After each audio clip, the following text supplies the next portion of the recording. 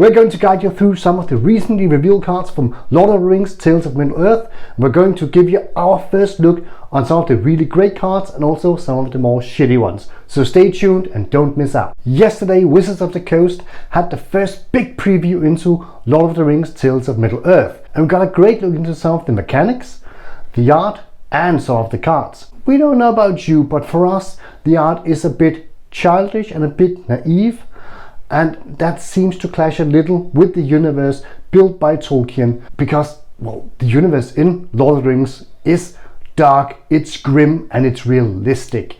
And I think it's a big drop that Wizards of the Coast have not interpreted this dark realism into the cards. And that might be the first deal breaker with this set. But before we're going to be this bleak and this dark, we're going to look at some of the cards that might entice you to actually go all in on this set. So let's just recap before we get into the cards.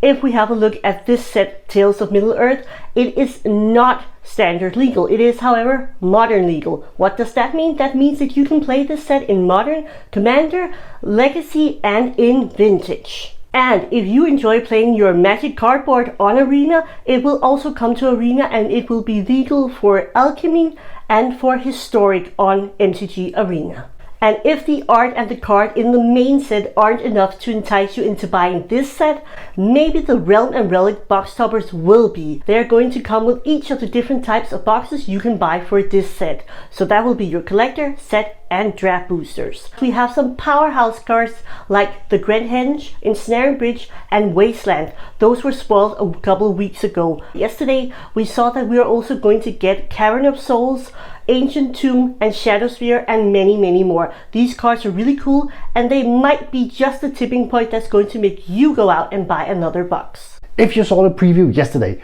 what card or mechanic are you most excited for in the coming set of Lord of the Rings Tales of Middle-earth? Let us know down in the comment section. Here are the cards that we think are just straight out bad in this set.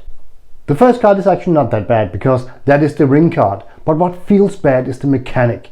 Having the one ring only give positive extra abilities for the wearer that wears the card.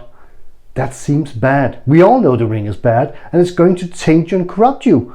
Why is this not, somehow shown in what the card actually does?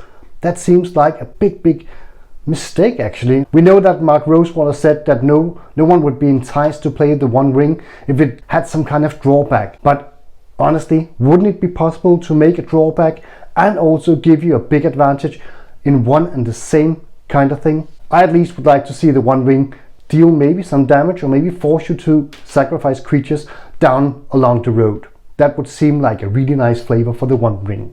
Next up is Rivendell. Because Rivendell is blue? What? Blue? Rivendell is home of the elves.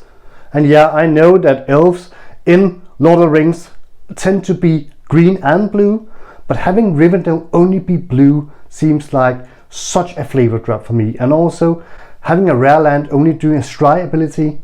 I know Scry can be powerful, but it seems a little meh for a rare land in a rare land cycle. And the last card we have chosen for you that is bad is Witch King, Bringer of Ruin, because the only ruin he will bring is actually to your mana pool. Having a 5/3 flyer for 6 converted mana cost, that is costly. And his only actual ability is that when he attacks, your opponent is going to sacrifice the creature they control with the least power.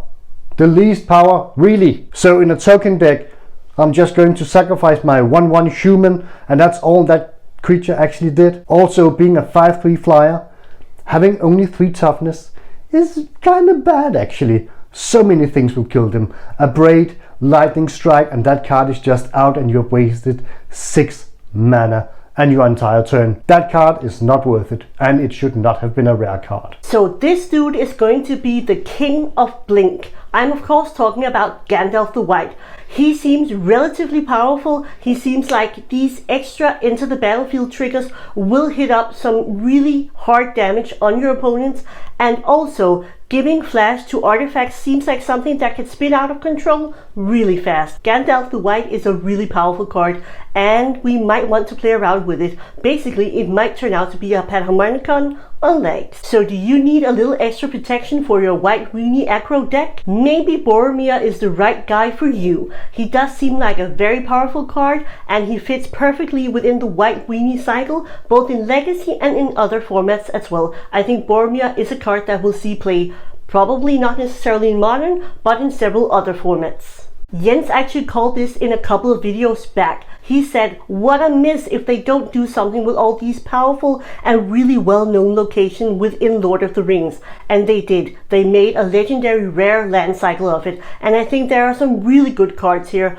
Rivendell might be one of the weaker ones, but in general, you can load this land cycle and it's pretty attractive, and it is something that more people will be playing. Next up will be the exceptionally good cards.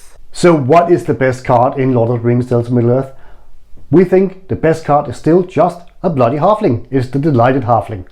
He does everything you want, and he's cheap, and he's green, and he's just excellent.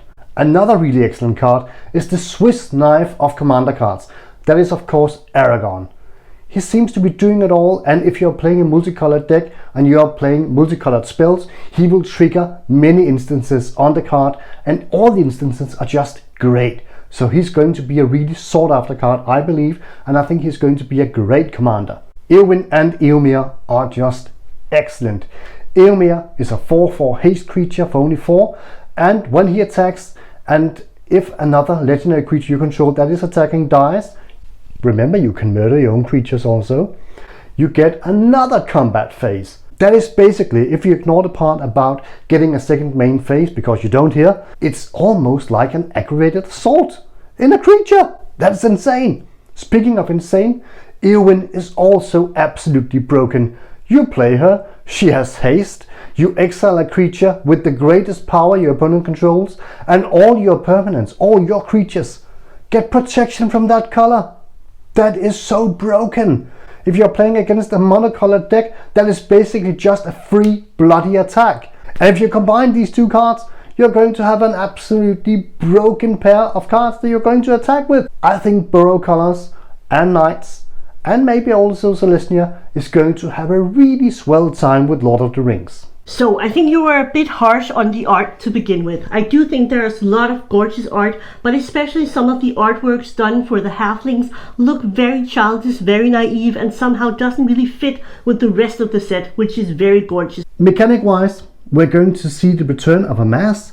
That's a great mechanic and can be really fun, and it seems to be especially featured on the cards that are going to belong to Sauron the Dark Lord. We're also going to see food mechanics return, and that is of course in the more, to the halflings. We're going to see so many halflings. A lot of them have food mechanics, and that is going to be so fun, I believe. The food mechanic was introduced in Throne of Eldraine, and it saw a lot of play. Piggybacking off that, it's a good idea to have food tokens, because we will see the return of food tokens again when we go back to Eldraine in the Wilds of Eldraine. I'm not a big fan of having maybe 6 versions of each and every single legendary card. I really wish they had made maybe 1 or 2 Frodos, and then left some space for some of the other characters or other places or other mechanics, because it does feel a bit overwhelming. I'm not entirely sure why they think it's this important to have so many different variations of them, but that's something I'm not a big fan of. I do think there are some definite hits among the flavor. I love that you have 9 Nazgul and you're able to have the 9 Nazgul in your deck,